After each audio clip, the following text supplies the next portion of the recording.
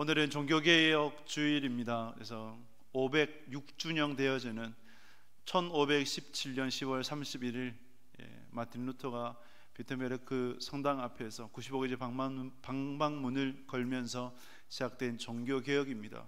종교개혁은 새로운 교회의 탄생이 아니에요. 부패한 교회를 개혁해서, 그래서 본질로 돌아가자, 그 메시지가 종교개혁입니다. 그래서 이 종교개혁은 우리의 신앙에 있어서는 늘 끊임없이 거듭 이루어져야 되는 것이죠. 교회는 개혁이 되었지만 그리고 우리의 신앙의 본질에 있어서는 비본질적인 것은 가지치기에 나아가고 본질을 부여잡고 말씀으로 돌아가고 오직 믿음으로, 오직 하나님의 영광으로 나아가야 되는 것이 우리의 신앙이고 우리의 사명이고 우리의 방향성이라고 할 수가 있어요.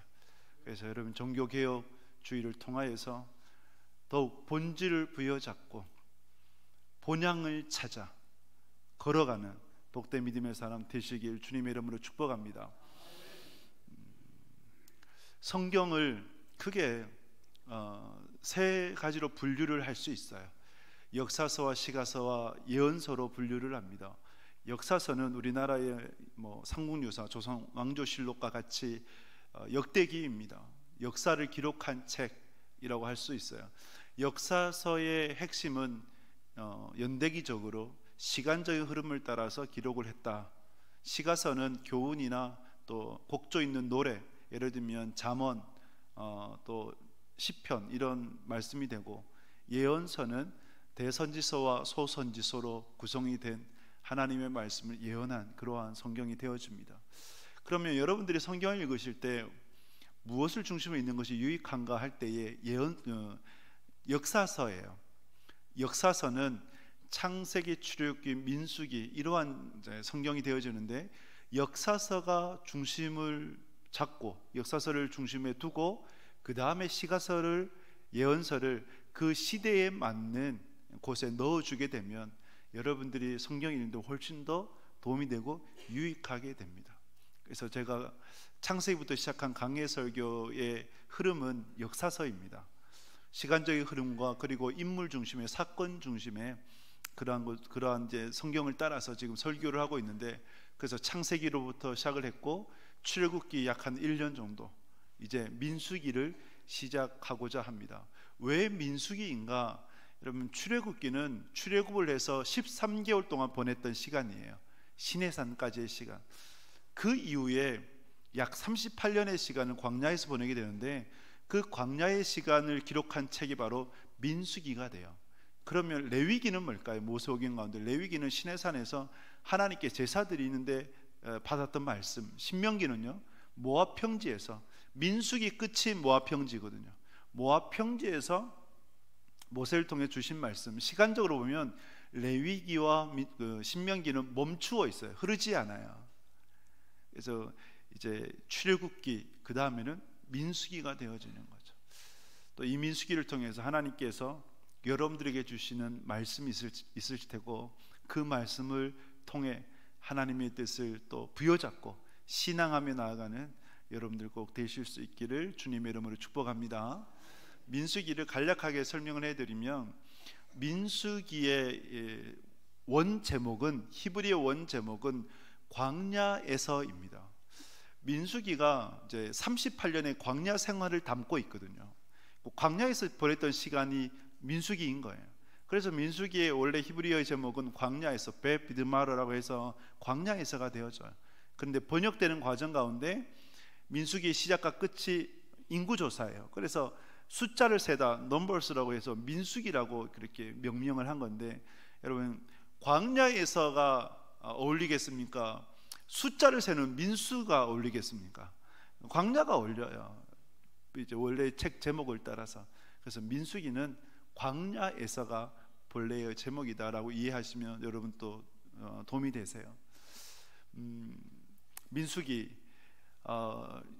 그 사진 한번 띄워보시면, 여러분, 이 출애굽의 과정 속에서 40년 동안 광야에서 보내게 되는데, 여러분 이것에 보게 되면 크게 네 가지 지명을 여러분들이 기억하시면 돼요. 출발 어디서 했습니까? 람셋에서 출발했죠. 그래서 출발 람셋에서 V자를 여러분들 그리시면 되는데, V자의 맨 아래쪽이 어디입니까? 시나이 반도라고 해서 신의 산이 되고, 신의 산, 그리고 위쪽으로 올라가요. 올라간 저 빨간 곳이 가데스 바네아이고, 그 다음에 사해 건너편에 모압 평지가 되어져요. 그래서 광야 40년을 기억할 때 여러분들이 기억하셔야 될 지명은 람셋, 시내산, 가데스 바네아, 그리고 모압 평지가 됩니다. 시내산, 출애굽기 이제 지난주까지 봤던 것이 시내산이고, 그곳에서 얼마나 머물렸냐면 13개월을 머무르게 됩니다. 민수기에서 넘어서서는, 민수기는 전반과 후반으로 나눠지는, 전반은 11장까지 이루어지는 시내산에서의 생활, 이제 11장까지의 말씀이고, 그 다음에 이제 출발을 해요. 그래서 이제 그 후반부는 이제 12장부터 이루어진다라고 보시면 됩니다. 12장부터 이루어지는 후반부. 그런데 여기 잘 보시면 후반부에서 시작하자마자 하나님께 어디로 인도하시냐면 가데스 바네아로 이끄세요. 13장에, 민수기 13장에 이르는 가데스 바네아. 가데스 바네아에서 몇 년을 보내냐? 약 38년을 보내게 됩니다. 거기서 뺑뺑 돌아요. 이상하지 않습니까? 왜 하나님께서 13개월, 약 한 1년밖에 되지 않는 시간 가데스 바네아에 왔는데, 왜 가데스 바네아에서는 38년을 보내도록 하셨을까요? 이때 중요한 사건이 있었죠. 가데스 바네아에서 어떤 사건이 있었습니까? 12명의 정탐꾼을 보내었죠. 12명의 정탐꾼을 보냈는데, 그 중에서 10명은 부정적인 소식을 전합니다. 가나안 땅이 적과 꿀이 흐르는 땅이 맞기는 맞는데, 그 땅에 들어가면 거인 족속이고 워낙 성이 높아서 우리는 다 죽을 겁니다. 그래서 우리는 다시 애굽으로 돌아가야 됩니다 라고 이렇게 보고를 하게 됩니다. 단 2사람을 제외하고. 2사람 누굽니까? 갈렙과 여호수아이죠. 하나님께서 기뻐하시면 그 땅을 우리에게 주실 것이고, 아무리 성이 높고 거인이 있다 할지라도 하나님께서 우리에게 허락해 주실 겁니다. 나가야 됩니다 라고 외쳤어요. 하나님은, 여러분, 우리의 신앙에 있어서 이걸 여러분들이 잘 아셔야 되는데, 하나님은 우리의 연약함, 우리의 허물, 우리의 죄로 인하여서 때로는 쓰러지고 넘어지는 것을 용납을 하세요. 용서를 해주세요. 그런데 이때 중요한 것이 있어요. 가데스 바네아에서는 왜 이토록 하나님이 진노하셨는가 할 때, 이제 사진 내려주셔도 됩니다. 진노하셨는가 할 때에 왜 진노하셨을까요? 하나님의 구속사를 정면으로 도전하고 거부해버린 거예요. 하나님께서 지금까지 왜 가데스 바네아까지 이끄셨습니까?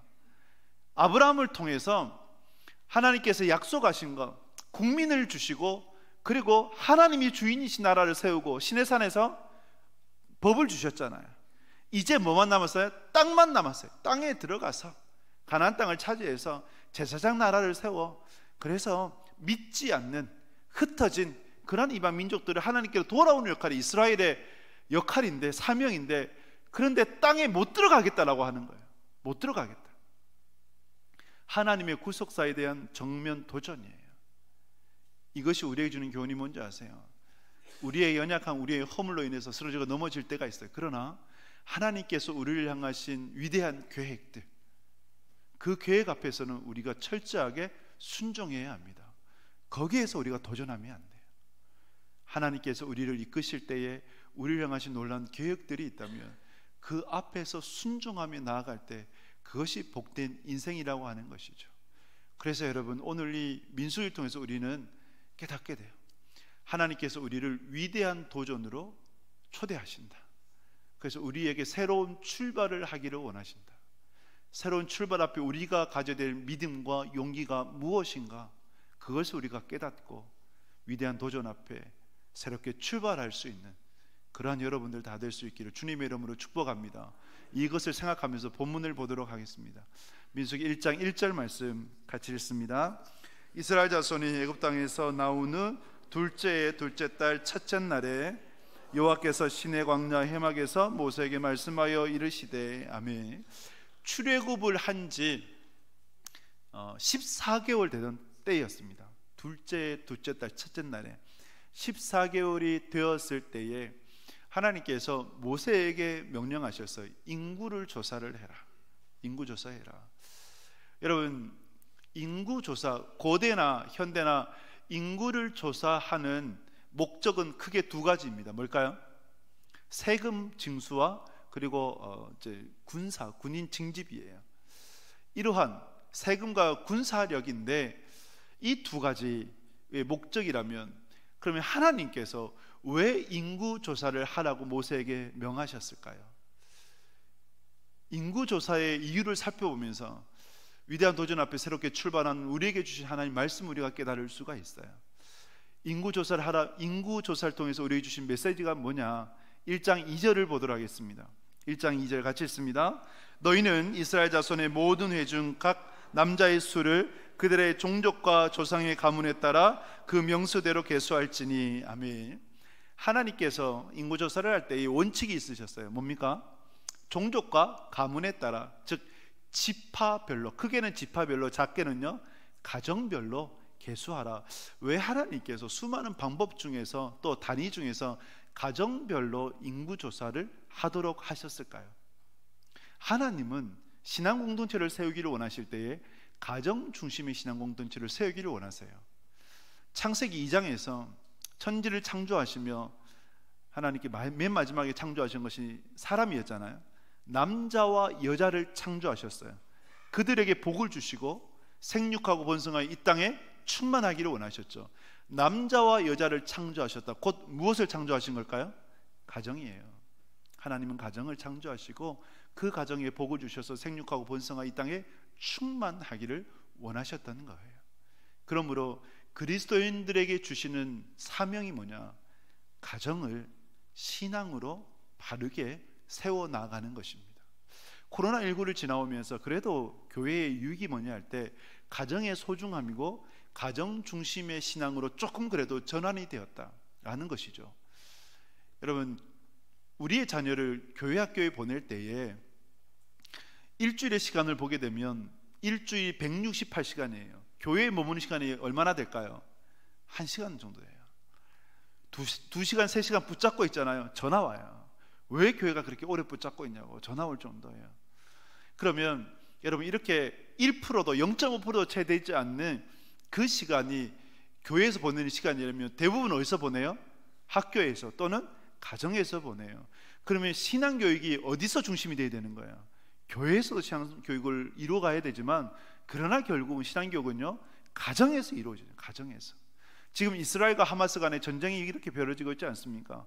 중동 전쟁으로 5차 전쟁 이렇게 확전될 위기에 있는데, 그런데 그렇게 강력한 무기를 갖고 있고 그리고 돈이 많은 중동 국가들이 그 작은 나라 이스라엘의 영토가 우리나라 경상도 정도밖에 되지 않아요.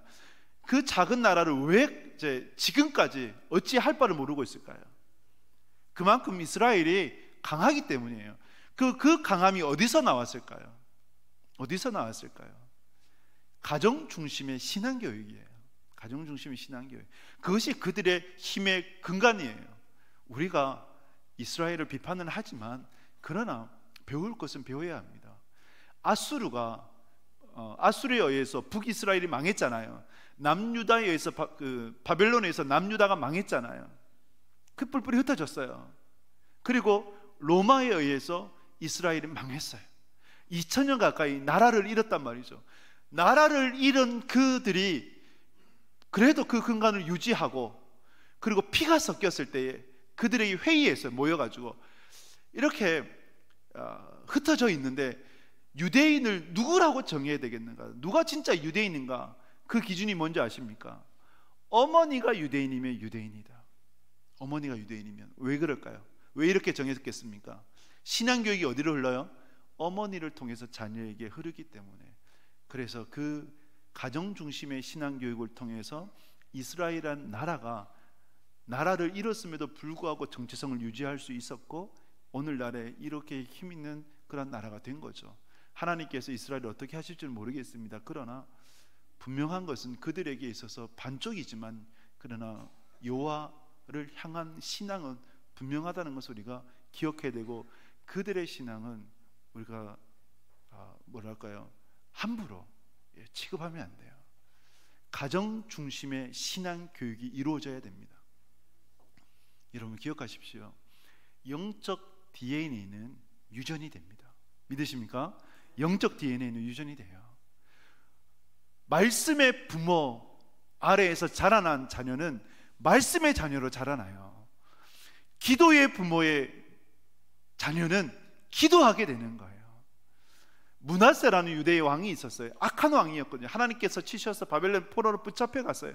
그런데 그렇게 악한 왕이 위기 앞에서 뭘 했을까요? 하나님 앞에 엎드려 기도했어요. 회개했어요. 그러자 하나님께서 므낫세에게 은혜를 베풀어 주셔서 왕권을 회복시켜 주시고 다시금 되돌아올 수 있도록 하셨어요. 그러면 이 므낫세가 누구로부터 기도를 배웠을까요? 아버지 히스기야였던 거예요. 영적 DNA는 유전이 됩니다. 여러분들의 영적 DNA가 자녀들에게 흘러가서 말씀으로 살아가고 그리고 기도로 살아가고 신앙으로 가정을 세워나가는 복된 여러분들 꼭 될 수 있기를 주님의 이름으로 축복합니다. 1장 우리 3절 4절 말씀 계속해서 보도록 하겠습니다. 3절 4절 같이 읽습니다. 이스라엘 중 20세 이상으로 싸움에 나갈 만한 모든 자를 너와 아론은 그 진영별로 계수하되 각 지파의 각 조상의 가문에 우두머리 한 사람씩을 너희와 함께 하게 하라. 아멘. 여러분 하나님께서 인구조사를 하실 때에 또 이제 하나님께서 하신 반복 중에 우두머리를 세우도록 하셨어요. 우두머리라는 것은 리더이죠. 근데 이 리더를 누가 세웠느냐? 하나님이 세우셨을까요? 모세가 세우셨을까요? 하나님이 세우셨어요. 하나님이 어떻게 세우셨느냐? 5절 이하에 쭉 보게 되면 하나님께서 직접 그 이름을 한 사람 한 사람씩 불렀던 거예요. 불러서 세웠어요. 자, 그러면 각 지파의 리더들의 이름만 하나님이 알고 계실까요? 아니면 모든 이스라엘 백성들의 이름을 알고 계실까요? 모든 사람을 하나님께서는 알고 계신다는 거예요. 이스라엘 백성들의 이름을 아시는 하나님께서 여러분들의 이름을 아실까요? 모르실까요? 아세요. 여러분 내 이름을 안다, 이것이 놀랍지 않습니까? 하나님께서 직접 그 이름을 불러주신다. 얼마나 귀합니까? 여러분들은 누구의 아버지, 누구의 어머니로 불리기 원하세요? 여러분들 이름이 불리기 원하세요? 어느 날 살아보니까 내 이름은 없어. 누구의 아내, 누구의 엄마는 있는데, 누구의 아빠, 누구는 있는데 내 이름은 없어. 그 이름은 나의 정체성이기도 하거든요. 그래서 하나님께서 그 이름을 불러주신다는 것은 그만큼 놀라운 거죠. 김춘수 시인의 꽃이라는 시구 중에 이런 시구가 있어요. 내가 그의 이름을 불러주지 않을 때는 그는 다만 나에게로 와서 흔드는 몸짓에 불과했다. 그러나 내가 그의 이름을 불러주었을 때 그는 내게로 다가와 뭐가 되었다고요? 꽃이 되었다. 여러분 그냥 이름을 부르지 않을 때는 그냥 한 것에 흔들리는 몸짓에 불과한 거예요. 근데 그 이름을 불러주니까 그제서야 내게 와서 꽃이 되어주는, 하나님께서 여러분들의 이름을 불러주실 때 그냥 그저 그렇게 불러주시는 거 아니시거든요. 이스라엘의 목자들은, 양을 치는 목자들은요, 양의 이름을 알까요 모를까요? 양의 이름을 알아요. 원래 양우리에 여러 주인의 양들이 함께 이제 치게 돼요. 그런데 신기한 게 양들은요 자기 목자의 음성을 알아요. 그래서 그 목자들이 양들을 불러내면 따라 나오는 거예요. 그러니까 요한복음에 보면 예수님께서 뭐라 말씀하셨습니까? 내가 양을 알고 양이 나를 알고 목자의 음성을 안다라고 말씀을 하셨죠. 그렇게 해서 양을 치게 돼요. 양의 이름을 부르는 목자들은 양을 보호합니까? 보호하지 않습니까? 보호하죠. 하나님께서 여러분들의 이름을 불러주신다라고 하는 것은 하나님께서 여러분들을 향하신 보호하심인 줄 믿습니다. 보호하심이에요. 이스라엘 백성들을 보호하시고자 하나님께서 우두머리를 세우셨고 지파별로 계수하며 누구를 계수를 했느냐? 오늘 말씀을 보면 지킬 만한 자, 병사로 세울 자를 하나님께서 계수하셨던 거예요. 이를 우리에게 적용하면 우리의 신앙 공동체를 세우기를 원하셔서 여러분들에게 주시는 사명이 뭐냐? 디모데후서 2장 3절 4절에서 이렇게 말씀을 합니다. 같이 읽겠습니다. 너는 그리스도 예수의 좋은 병사로 나와 함께 고난을 받으라. 병사로 복무하는 자는 자기 생활에 얽매이는 자가 하나도 없나니 이는 병사로 모집한 자를 기쁘게 하려 함이라. 아멘. 여러분, 하나님께서 여러분들을 무엇으로 부르셨다고요? 그리스도 예수의 좋은 병사로 부르셨습니다. 할렐루야. 여러분들은 병사세요. 병사는 특징이 있죠. 뭡니까? 자기 생활에 얽매이지 않아요. 전장에 투입되려면 생활이 복잡하면 됩니까? 안 됩니까? 뭐 여러 가지 많으면 됩니까? 안 됩니까? 안 되죠. 최소한 관수하게 필요한 것만 챙기게 되죠. 이것저것 있으면 전쟁에 집중이 안 되죠. 그래서 여러분, 병사는요 자기 생활에 얽매이지 않습니다. 그리고 병사의 목적이 뭘까요? 부르신 이의 기쁨이에요. 영적 군사의 목적이 뭘까요? 하나님의 영광, 하나님의 기쁨인 줄 믿습니다. 바울이 이렇게 고백을 해요. 나의 간절한 기대와 소망을 따라 아무 일에든지 부끄러워하지 아니하고 내가 담대하여서 죽든지 살든지 내 몸에서 그리스도가 존귀하게 되기를 원하노라. 이는 내게 사는 것이 그리스도니 죽는 것도 유익함이라. 이것이 바울의 고백이었어요. 여러분, 여러분들의 고백이 바울의 고백과 같을 수 있기를 주님의 이름으로 축복합니다. 그래서 여러분들은 그리스도의 좋은 병사세요. 그러므로 병사로 부르신 이는 자기 생활에 얽매이면 안 돼요. 하나님의 영광으로 드려져야 돼요. 위대한 도전 앞에 새로운 출발을 하기를 원하신다면 병사로 부르신 하나님의 영광을 위해서 나아갈 수 있기를 바라고, 여러분들의 생활에 얽매이는 것이 아니라 주님 안에서 걸어가는 그런 하나님 사랑 꼭 되시길 주님의 이름으로 축복합니다. 위대한 도전, 새로운 출발 앞에 주님께서 우리에게 주시는 메시지가 민수기 1장 47절 말씀입니다. 47절 같이 읽습니다. 그러나 레위인은 그들의 조상의 지파대로 그 계수에 들지 아니하였으니. 아멘. 인구 조사를 하면서 이제 예외가 있었어요. 하나님께서 세우신 원칙 중에 그 예외는 뭡니까? 레위 지파는 그 계수에서 들지 않았어요. 레위인들은. 그 이유가 뭘까요? 레위 지파는 따로 할 일이 있었죠. 뭘 하는가요? 성막에 관계된 일, 즉 예배 드리는 일에만 집중하도록 하였어요. 그러면 다른 지파들은 왜 우리는 전장에 참여해서 생명을 잃을 수도 있는데 왜 레위 지파들은 저렇게 성막에만 있느냐, 이렇게 불평할 수 있을까요? 없지요. 왜 없을까요? 육지적 전투도 중요하지만 무엇이 또 중요해요? 영적인 전투가 중요한 거예요. 어떻게 보면 영적인 전투가 무너지면 뭐도 무너져요? 육적인 전투는 무너져요. 그것이 어디서 증명이 되었어요? 르비딤에서 아말렉과의 전쟁 가운데 증명이 되었잖아요. 하늘 앞에 두 손 들고 기도하며 승리하며 나아가는데 손을 내리면 어떻게 돼요?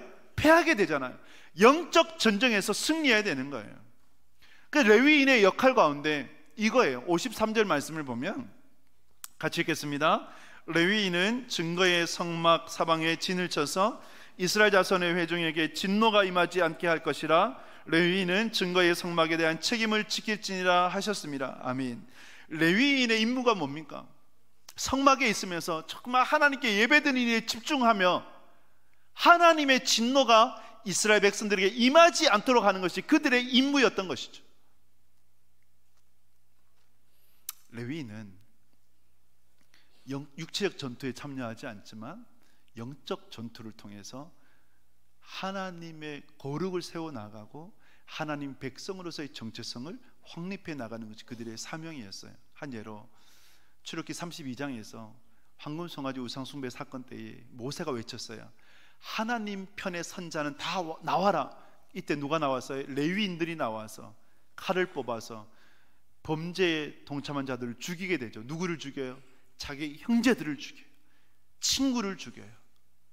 이웃을 죽이게 돼요. 그날 죽인 자가 3,000명이나 되었어요. 그런데 레위인의 그 거룩한 행위로 인하여서 하나님의 진노가 더 이상 이스라엘 백성들에게 임하지 않게 된 거죠. 민수기 25장에 보면 시딤에서 이스라엘 백성들이 모압 여인들과 음행을 해요. 그때 한 남성과 한 그 모압 여성이 범죄를 저지르고 있을 때에 비느하사라는 사람이 창을 가져다가 그 두 사람을 한번 찔러 죽여서 죽이게 돼요.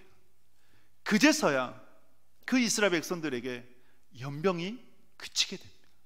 전염병이 그치게 돼요. 하나님의 진노가 그치게 돼요. 더 이상 죽지 않았어요. 이 비느하스가 누굴까요? 아론의 손자요 엘리아살의 아들이었어요. 레위인은 하나님의 진노가 더 이상 이스라엘 백성들에게 임하지 않도록 하는 그 사명이 있었어요. 그래서 여러분 더 거룩해져야 되고 더 정결하게 살아가야 되는 것이죠. 하나님께서 구약의 레위인이라고 한다면 제사장 그룹이 되어지는데 그들만 그렇게 하나님께서 세우신 것이 아니라 오늘을 살아가는 여러분들에게도 이 사명을 주신 줄 믿습니다. 여러분들을 하나님께서 택하셨습니다. 믿으십니까? 택하셨어요. 여러분들을 택하셔서 무엇으로 세우셨어요? 왕같은 제사장으로 세우셨어요. 그래서 여러분들은 더 거룩하게, 더 정결하게 나아가야 되고 여러분들을 통해서 하나님의 진노가 더 이상 임하지 않도록 하는 그 사명이 바로 여러분들에게 있다는 것을 기억하시고 위대한 도전 앞에 새로운 출발로 정말 하나님 앞에서 더 거룩하게, 더 정결하게 나아갈 수 있기로 힘쓰는 여러분들 될 수 있기를 주님의 이름으로 축복합니다. 마지막으로 주님께서 우리에게 주실 말씀 우리 보도록 하겠습니다. 민수기 1장 46절 말씀 같이 읽겠습니다. 계수된 자의 촌계는 60만 3,550명이었더라. 아멘. 하나님께서 아브라함을 부르셨죠. 아브라함을 부르셔서 땅을 주겠고 그리고 하늘의 별과 같이 바다의 모래알 같이 수많은 자손을 줄 것이다 라고 약속을 하셨어요. 출애굽을 한 지 13개월 만에 인구조사를 해보니까 몇 명이나 된 거예요? 20세 이상의 남성만 몇 명이 됐다고요? 몇 명 됐다고요? 60만 3,550명이 된 거예요. 우리가 가정을 이제 최소 4인 가정으로 보잖아요. 그 적어도 60만에서 4로 곱하면 240만이 되지 않습니까? 그래서 출애굽의 인구가 240만, 300만을 얘기하는 것이 바로 그거예요. 이 숫자를 집어들었을 때에 이스라엘 백성들의 감동이 어떻게 되었을까요? 마음이 어떻게 되었을까요? 감동이 되었을까요? 안 되었을까요? 감동이 되죠. 되죠. 출애굽을 할 때 또 그 이전에 그렇게 한 사람으로부터 시작된 그 역사가 시간이 흐르니까 60만 명이나 되어지는 놀라운 그러한 결과를 열매가 맺혀졌다라고 하는 것은 감동이 될 수밖에 없는 거예요. 그러면 이 숫자 60만 3,550명이라고 하는 것은 무엇을 나타내는 걸까요? 여호와가 바로 하나님 되신다는 것을 보여주는 것입니다. 할렐루야. 여호와는 하나님이 되세요.